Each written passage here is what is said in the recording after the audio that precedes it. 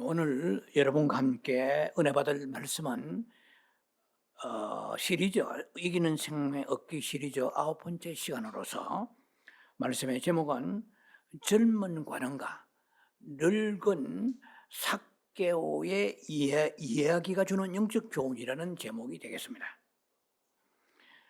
본문은 누가복음 18장과 19장인데요. 18장에 22절, 23절을 제가 여러분을 대신해서 봉독에 올려드리겠습니다. 누가복음 18장 22절입니다. 먼저 예수께서 이 말을 들으시고 이르시되 내게 아직도 한 가지 부족한 것이 있으니 내게 있는 것을 다 팔아 가난한 자들에게 나눠주라. 그리하면 하늘에서 내게 보화가 있으리라. 그리고 와서 나를 따르라 하시니 23절에 그 사람이 큰 부자이므로 이 말씀을 듣고 심히 근심하더라. 27절입니다. 이르시되 무릇 사람이 할 수 없는 것을 하나님은 하실 수 있느니라. 누가복음 19장입니다. 19장의 2절부터 읽습니다. 삭개오라 이름하는 자가 있으니 세리장이요 또한 부자라. 그 다음에 8절 9절을 봉독합니다. 삭개오가 서서 주께 여짜오되 주여 보시옵소서. 내 소유의 절반을 가난한 자들에게 주겠사오며 만일 누구의 것을 속여 빼앗은 일이 있으면 내 값들이나 갚겠나이다. 9절입니다. 예수께서 이르시되 오늘 구원이 이 집에 이르렀으니 이 사람도 아브라함의 자손이미로다. 자, 우리가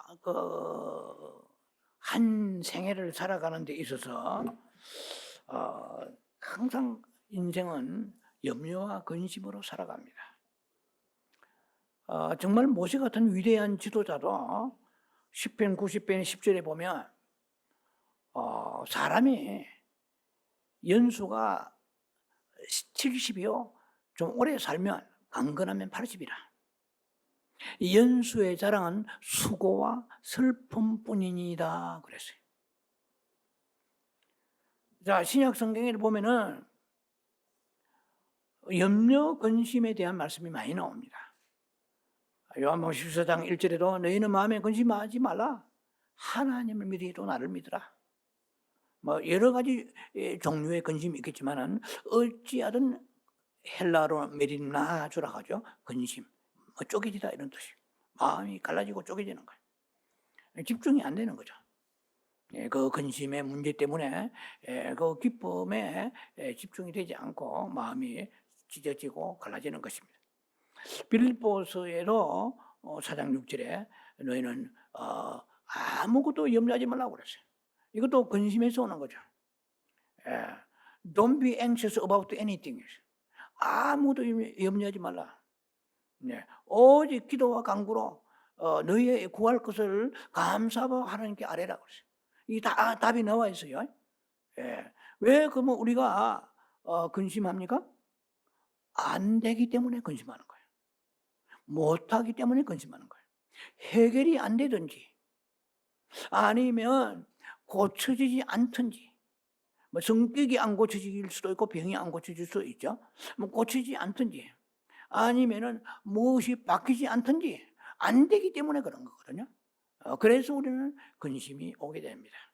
그래서 모든 인생은 기쁨보다도 근심할 날이 더 많아져요.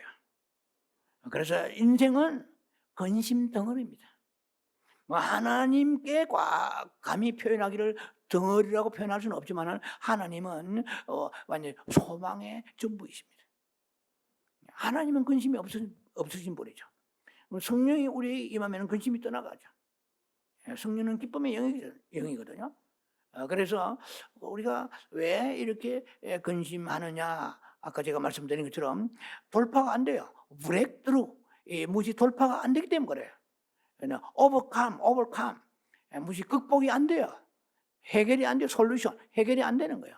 자, 그러면은 우리가 계속 이기는 그 생명 시리즈는 이기는 비결이 무엇인가에 대한 내용입니다. 오늘은 여러분과 함께 오늘도 3단락을 나누어서 말씀을 나눌 텐데, 우리는 이길 수 없는 것이, 할 수 없는 것이 할 수 있는 것보다 더 많을 수도 있습니다. 뭐 웬만한 것은 우리가 해내지만 그래도 못하는 것이 너무 많죠.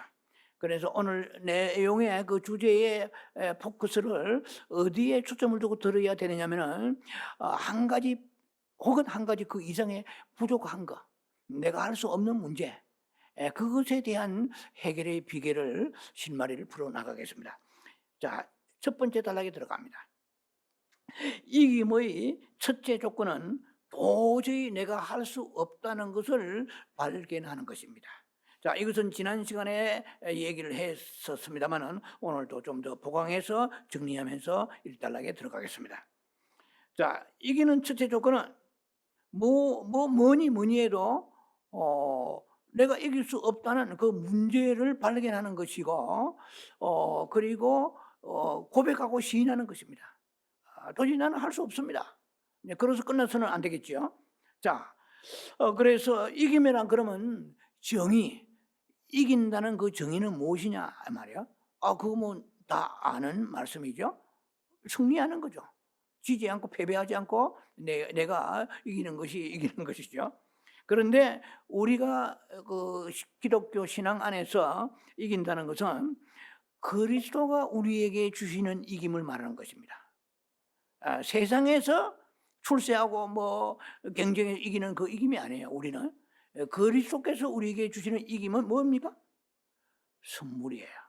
구원도 선물이지만 이기는 것도 선물이에요. 자, 그래서 나를 대신하여서 살아주시는 그리스도 자신이 이김입니다. 이김을 우리가 정확한 그 포커스를 맞춰야 돼요. 이김은 그리스도 자신이 이기는 거야. 그럼 우리가 내 안에 세상이 가득하다 이 말이야.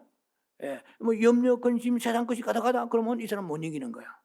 뭐 그리스도가 가득해야 돼. 죽자 사자 그리스도가 가득해야 돼. 뭐 좀만 바라봐야 돼요. 좀만 묵상해야 돼요. 그러면은 일을 행하시는 분은 주님이시거든요. 그런데 우리는 내가 행하니까 되는 것도 있지만 안 되는 게 더 많아요. 자, 그래서 이기는 것은 뭐냐, 세상에서 뭐 생존 경쟁해가지고 뭐 이긴다 이런 것이 아니에요. 그리스도만이 이길 수 있다는 것입니다. 자, 그래서 이기는 생명이 우리에게 요구하는 것이 있습니다. 그것은 뭐냐면은, 주여 나는 도저히 할 수가 없나이다. 나는 하기를 힘쓰지도 않나이다.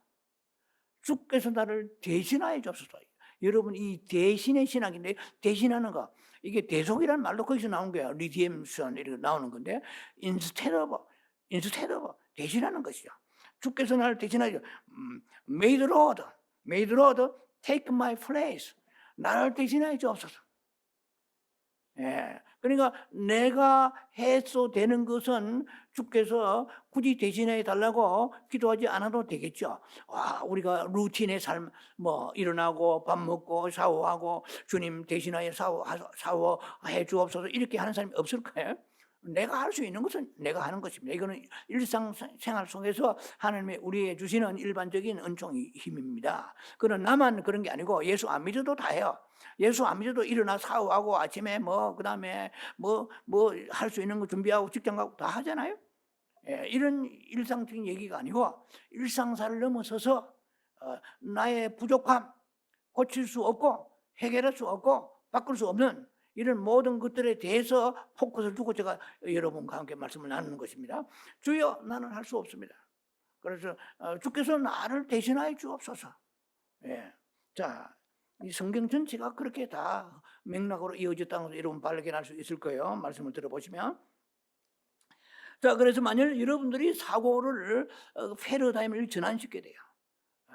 우리는 그걸 알면서도 자꾸 내가 하려고 애를 쓰잖아요. 이런 습관이 우리 몸에 붙어 있습니다. 그래서 우리가 이런 하나의 그 터닝 포인트를 가지고 패러다임을 바꾸기 시작한다면 이기는 승리의 삶을, 승리의 생명을 주님께서 우리에게 흘려보내셔서 날마다 이기게 되는 거죠.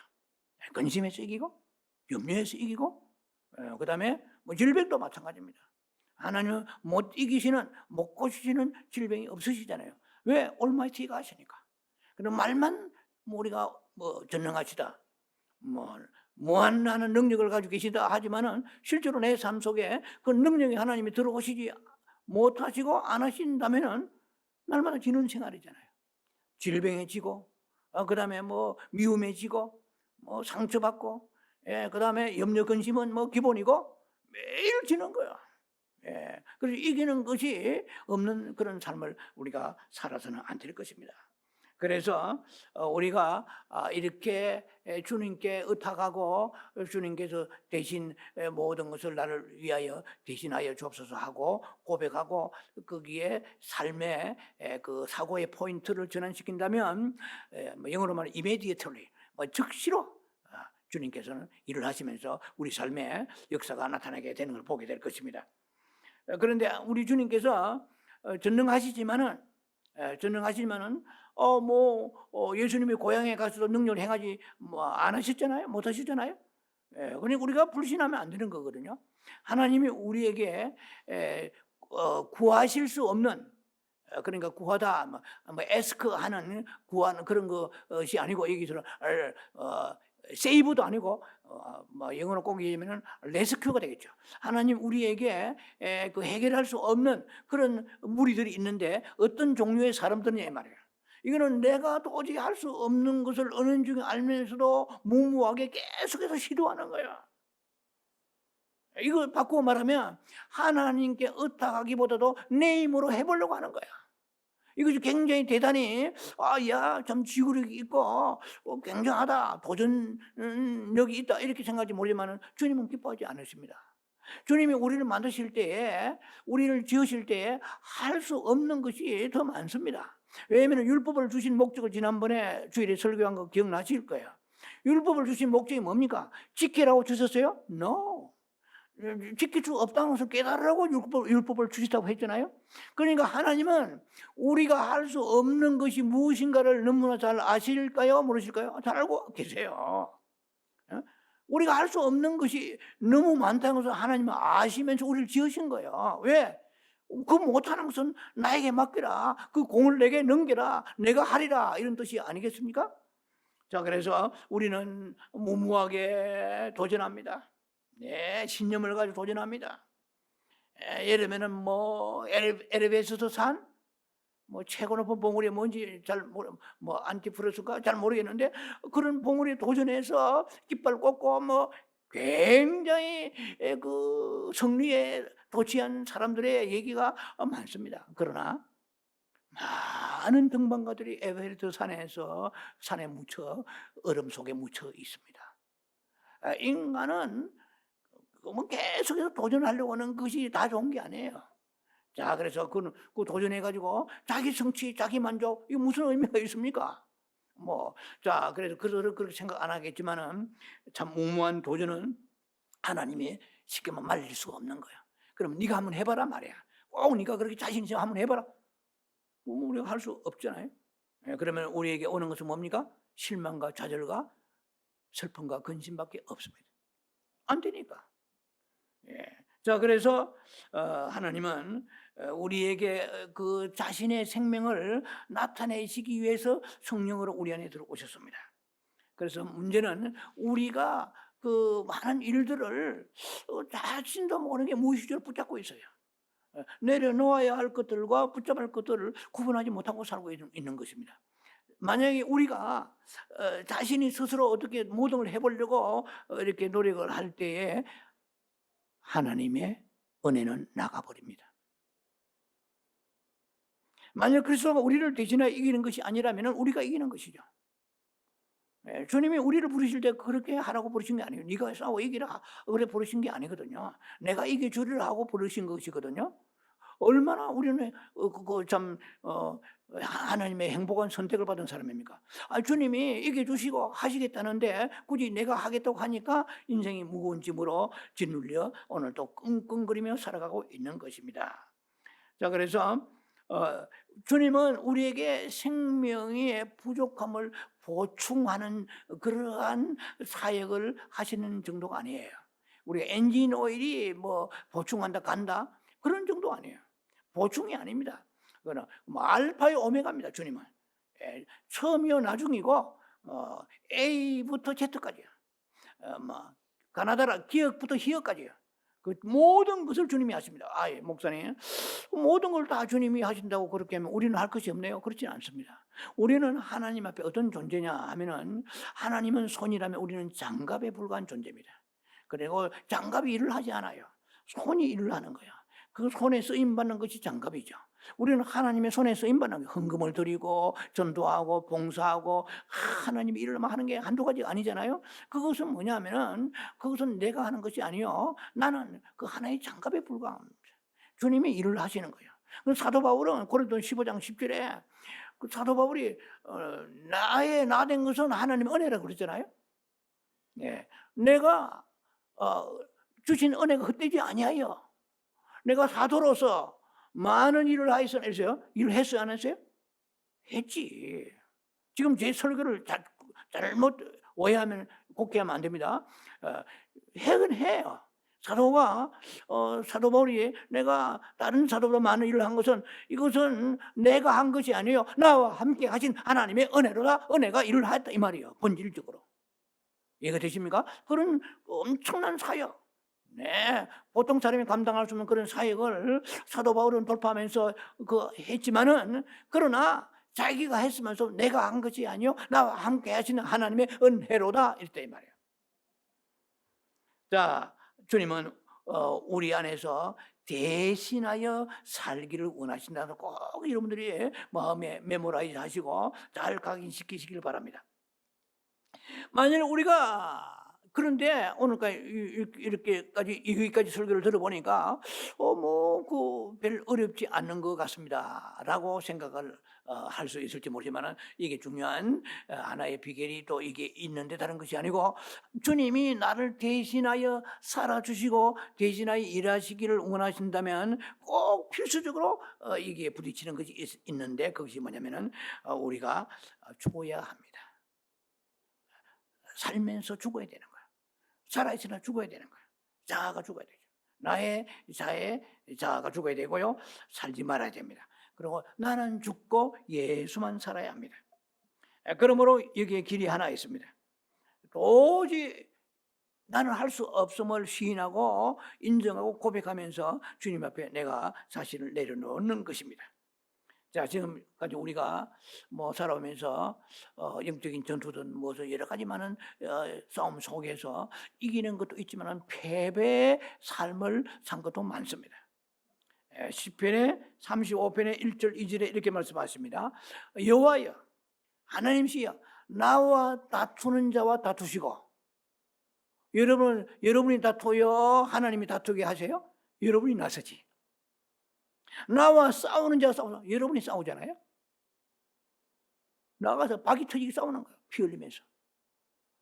그런데 시편 기자는 나와 다투는 자와 주께서 나가 다투시고, 나와 싸우는 자 싸우소서, 일어나서 방패와 손방패를 잡으시고 나를 도우소서 이랬거든요. 할렐루야. 오늘부터 여러분의 모든 분쟁을 그치시고 주님께서 대신해서 꼭 싸워야 될 일이 있으면 주께서 싸워주옵소서. 저는 볼 때 제가 싸워야 될 일을 생각하지만, 주님 보실 때 싸우지 말아야 될 일을 싸울 때가 많을 거 아니에요. 그러니까 다 주께 다투소서. 가정에서 마찬가지고 인간관계 속에서 이것을 여러분들이 잘 인용하셔서 적용하시기 바랍니다. 두 번째 단락에 들어가겠습니다. 여러분이 멈추는 그곳에서 주님은 일하신다는 단락의 제목이 되겠습니다.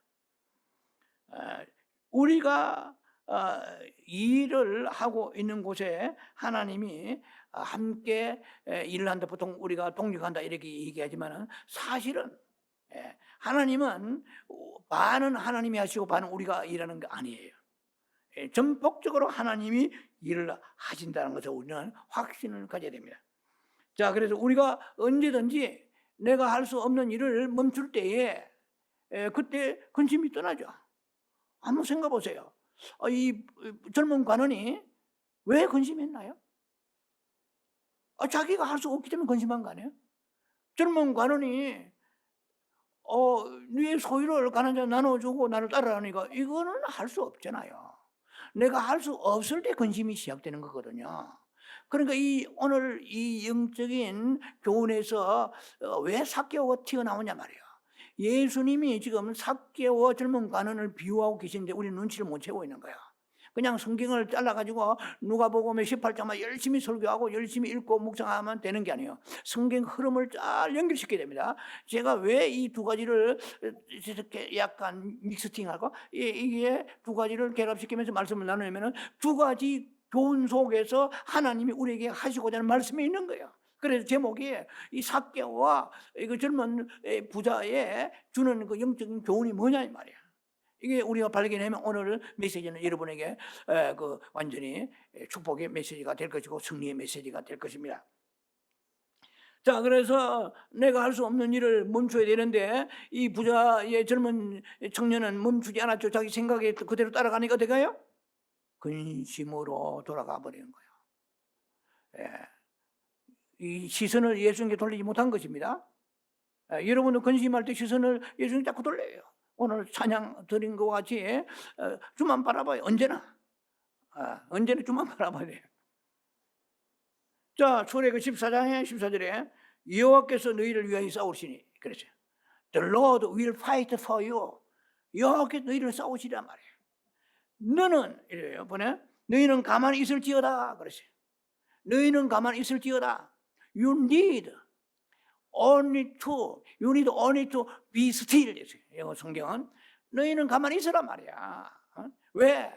아니 이스라엘 백성들이 출애굽할 때 아시는 바와 같이 뒤에서는 그 바로의 그 막 뱅그를 타고 쏜살같이 군인들이 초계에 옵니다. 앞에는 뭐가 있습니까? 홍해수가 있죠. 이걸 우리가 난공불락이라고 그러죠. 자, 이것은 뭐 오고 오지도 가지도 못하는 그런 상황에 있습니다. 아주 그 처절한 상황에 놓여 있을 때 이스라엘 백성들이 한 게 뭘까요? 완전히 아비규환이죠.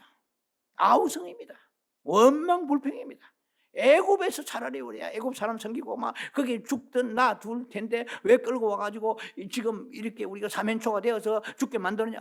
막 불평이 나오게 되어 있죠. 그러니까 모세가 얘기한 내용입니다. 너희는 가만히 be still. Only to be still. You need only to be still. 너는 가만히 있으란 말이야.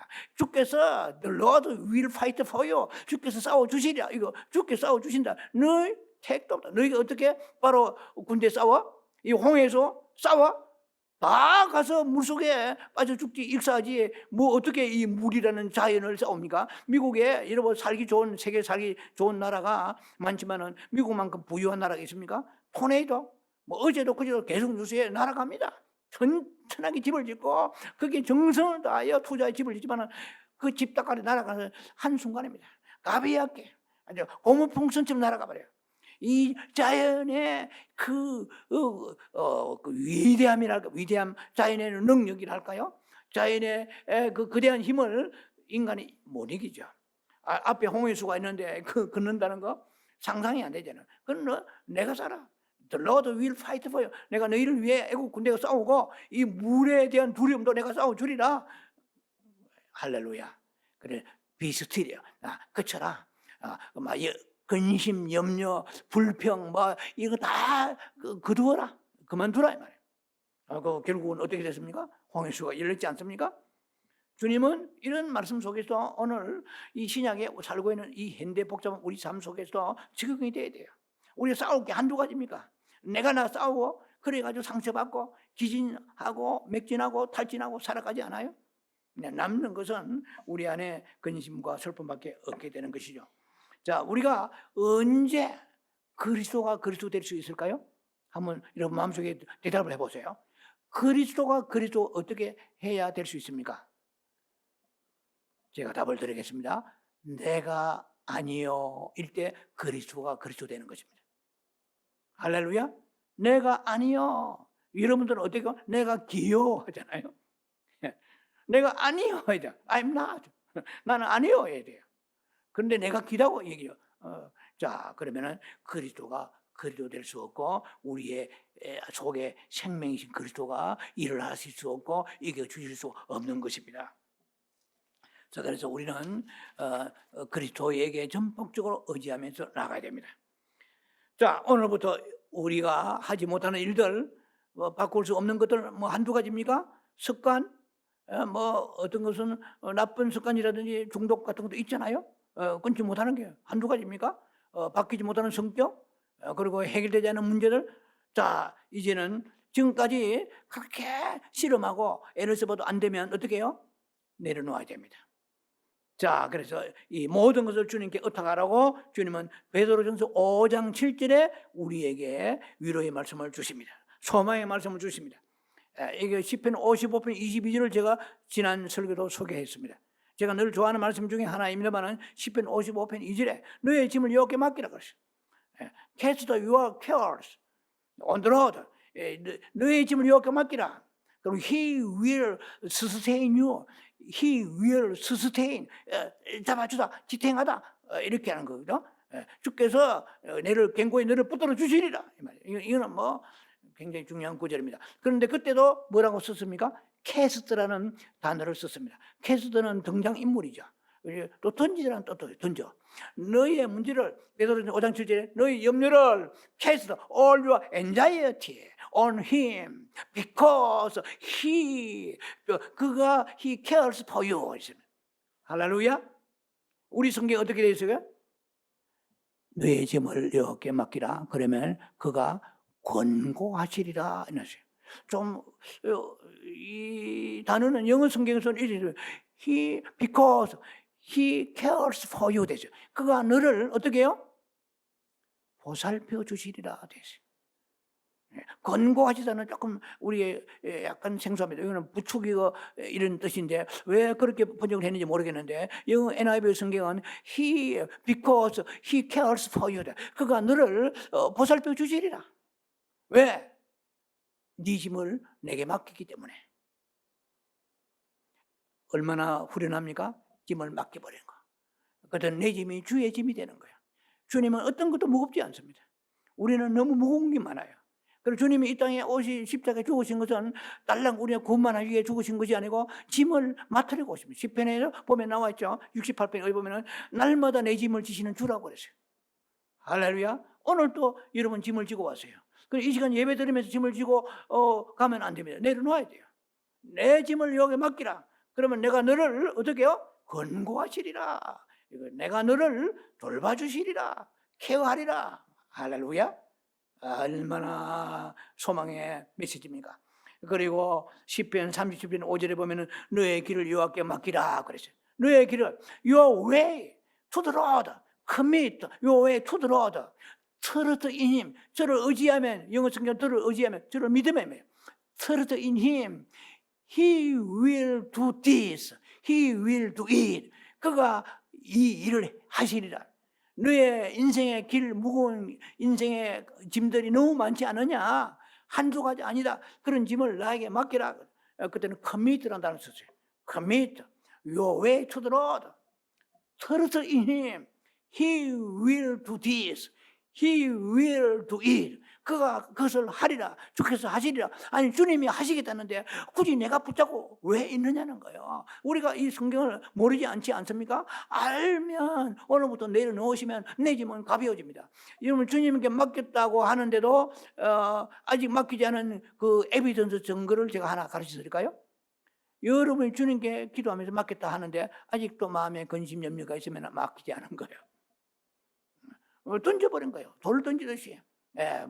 우리가 그 가치 없는 것을 집어 던져버리듯이 나에게 가지고 있는 무거운 짐을 주님께 던져버리면 주님 받으실 준비가 언제나 되어 있지만 주무시도 아니하시고 졸지도 아니하시는 주님은 언제나 받으려고 오늘도 준비하고 계십니다. 그런데 짐을 던지지 않고 계속 우리가 짜버려져서 물려서 그 짐을 가지고 살아가는 것이 그것이 믿음이 아니에요. 그게 경건이 아닌 것입니다.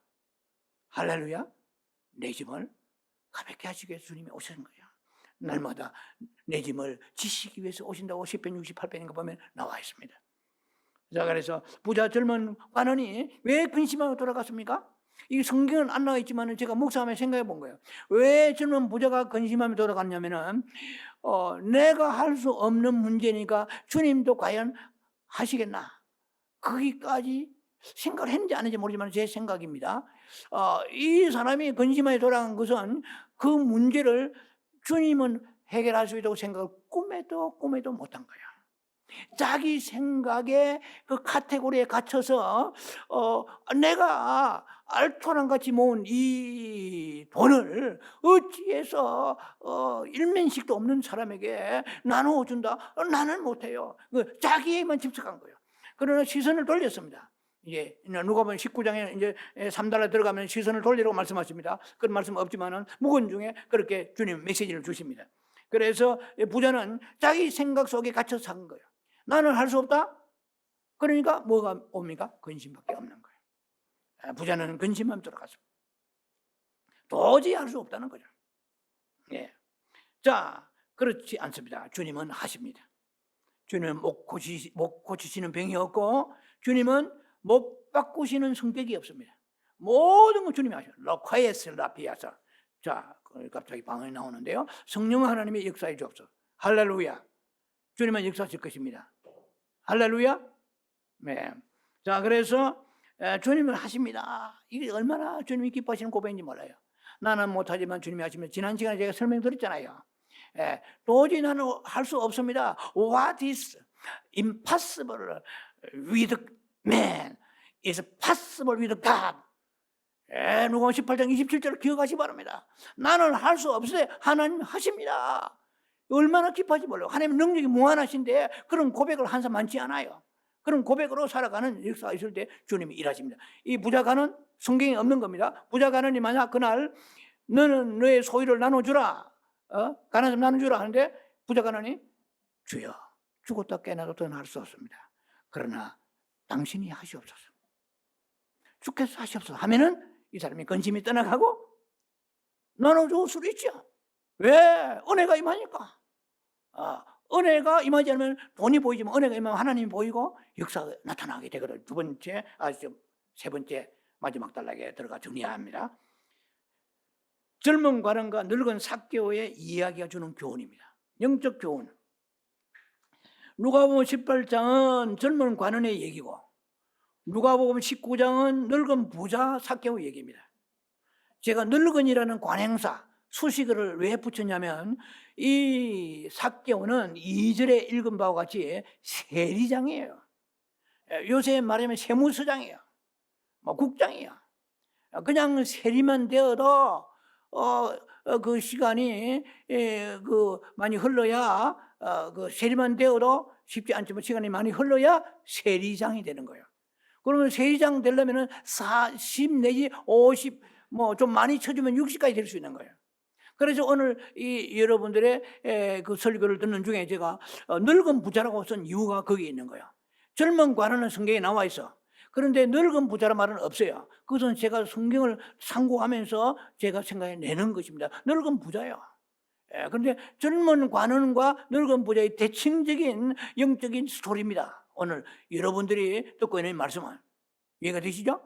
자, 그래서 이 둘 다 그 공통점이 있는데 돈이 많다는 거예요. 부자라는 거예요. 젊은 관원도 부자고 늙은 삭개오도 부자예요. 그럼 뭐가 다릅니까? 젊은 사람은 근심하게 떠난 거예요. 늙은 이 삭개오는 젊은 관원에 비하면 훨씬 더 수준 높니다.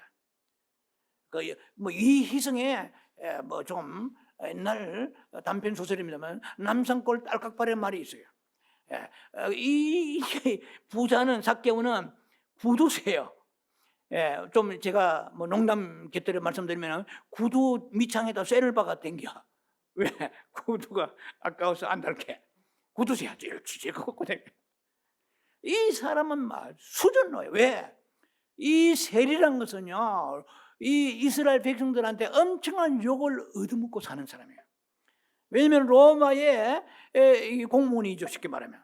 그러니까 로마의 그 정부를 위해서 이스라엘의 많은 가난한 사람들을 착취해가지고 착취까지 있는지 모르지만 어디 토색했다고 그러니까 좀 과도하게 세금을 그들에게 징수해가지고 바치는 사람이니까 욕을 태박으로 먹은 거야. 웬만하면 이 직장을 그만둘 텐데 이 사람이 세리진까지 될 때까지 직장을 그만 붙잡고 있다는 얘기는 돈에 대해서 인쇄가 다 완전히 수준 넣어요. 뭐 우리가 뭐 흔히 요새 말하면 짠돌이 짠순이죠. 짠순이 되지 않길 바랍니다. 남자는 짠돌이 되지 않길 바랍니다. 풀어내야 돼요. 풀 만큼 하나님이 채워주시죠. 자, 그만큼 이 사람은 돈을 풀 수 없는 사람이에요. 그런데 예수님 만나고 뽕나무에서 내려오는데 예수님이 야 삭개오 너 부자지 않느냐? 야 인생아 놈아 돈 내라. 이런 말 안 했어요. 아무 말도 안 하시는데 아니 자기가 제풀을 지치고 자기가 알아서 자발적으로 내가 지금까지 남 물건을 토식한 거 사배로 갚겠고 그리고 내 소유의 절반을 가난한 사람 나눠주겠나이다. 자, 여러분 말씀을 듣는 여러분들이요, 부자 가난이 돈을 내놓기 힘들어요? 삭개오가 내놓기 힘들어요? 삭개오가 훨씬 힘들어. 예, 이 사람은 완전히 돈에 쩔인 사람입니다. 그렇게 매국 노라고 욕 듣고 해도 그 직업을 세리장까지 가지고 있었다는 이 말은 뭡니까? 돈에 대해서는 벌벌벌 떠는 사람이에요. 이 사람의 돈을 뽑아낼 사람은 이 세상에 아무도 없어. 예수님만이 은혜를 주시니까 막 다 토해내버린 거야. 젊은 부자는 우리가 주는 영적 교훈이 뭡니까? 젊은 부자는 사람이 할 수 없다는 것을 표방하고 늙은 삭개오는 하나님이 하실 수 있다는 것을 표방하는 것입니다. 오늘 우리가 이 누가복음 18장 19장에 얻는 교훈이 있어야 돼요. 반드시 가지고 돌아가야 돼요. 뭡니까? 하나님은 하신다는 거예요. 할렐루야. It's possible with God. 그런데 사람은 할 수 없다. 부자 가난은 사람의 자기 생각으로 근심함이 돌아간 거예요. 그건 못해. 우리도 부자 가난 되면 안 됩니다. 젊은 부자 가난처럼 해가지고 뭐 어떻게 성령 감동 받았는데 저도 목회 지금 40년 가까이 하면서 성령 감동 받아가지고 자기가 간증하면서도 싫어하지 않은 사람 많아요. 뭐 그런 거 간증하려면 한두 가지가 아닙니다. 한국에 목회할 때부터. 예, 뭐 한 가지만 딱 기억이 나는데 이거 하면 시간이 가르치면 간단하게 할게요. 아니 우리 교회 앞에 이제 한국에 있습니다. 교회 앞에서 사는 칼국수 하는 집사님이 계세요. 혹시 이 설교를 듣는지도 모르겠어. 한국에까지 유튜브 나가니까. 근데 칼국수 하는 그 집사님이 이제 지금은 권사님 되셨겠지. 근데 그 집사님이 제가 개척교회 하는 어느 큰 교회 나가요. 우리 교회 앞에. 저는 조그마한 교회를 지하실 개척했는데 큰 교회 나가는데 새벽기도 우리 교회 나와요. 그 새벽기도 나오고 열심히 은혜를 받아. 그런데 어느 날 자기가 꿈을 꿨다고 얘기하는 거예요. 꿈을 꿨는데 무슨 꿈입니까? 물어보니까 아니 자기가 뭐 간단하게 제가 소개하면 꿈을 꾸면 물바가지가 하나 있는데 그 물바가지에 물을 벌컥벌컥 마시대요. 그래서요. 그러니까 다 마시고 나니까 그 물바가지 바닥에 새생명교회라는 글자가 있더라. 우리 교회가 새생명교회거든. 교회 나올까요? 안 나올까요? 안 나왔습니다. 끝까지 안 나왔어요. 새벽기도는 좀 다니다가 나중에 그만둬 버렸어요. 자, 제가 얘기하고 이게는 수만 가지 중에 한 가지 예입니다. 예를 들면 아무리 성령 감동 주시라, 자기가 그것을 마다하면은 주님은 더 이상 계시 아니하십니다. 우리는 그렇게 살아. 그날에 주님 앞에 심판대 앞에 섰을 때 너 맨날 매달 몇 시에 이름 꿈고 집 바가지에 새생명교회라고 썼는데 너는 뭐하냐? 뭐했냐? 반드시 물으실 거예요. 하나님이 하실 일이 없어서 바가지에다가 새생명교회 이름 썼겠어요? 예를 드는 것입니다. 우리가 사람이 할 수 없는 거. 그러면은 내가 볼 때 그 집사님 믿음이 없지. 왜냐면 주여, 저는 큰 교회에 여러 가지 일도 맡고 있고 이 작은 개척교회 나갈 수가 없습니다. 주여, 나는 못하지만 주께서 하시옵소서. 아멘 하면은 근심하여 돌아가지 않냐. 그럼 근심했을 거야. 그분이 자기도 사람인데 성령 받은 사람인데 새생명교회라고 바가지 밑에 쓰인 걸 보고 안 나오니까 찝찝하지 않겠어요? 근심하며 돌아가는 거예요. 우리도 그런 삶을 살아서는 안 될 것입니다. 이게 젊은 부자에는 뭡니까? 근심하며 돌아가요. 자기의 생각에 갇혀가지고 나는 못합니다 끝나는 거예요. 그런데 이 부자, 이 삭개오는 도대체 누구도 손댈 수 없는 이 인색한 사람 수준로예요. 이 사람이 구두쇠인데 이 사람을 바꾸시는 분 주님이시요. 이 말 보니까 사람은 할 수 없으되 나는 할 수 있느니라. 할렐루야. 소망의 주님이시죠. 우리는 근심했던 것입니다. 부자가 하는 저런 근심하며 돌아가지 말고 삭개오와 같이 변화되어서 구원도 받고 춤추며 노래하며 영광 돌리며 변화된 삶을 살면서 하나님의 기쁨이 되는 여러분 되기를 주의 이름으로 축원합니다. 기도합니다. 자비하신 아버지 은혜를 감사합니다. 이 설교를 듣는 유튜브 성도들이나 우리들에게 하나님 하신다는 믿음으로 살아가는 저희들 되게 하옵소서. 근심이 떠나가게 하소서. 소망으로 날마다 살아가게 하옵소서. 예수 주님 이름으로 감사 축복 기도합니다. 아멘.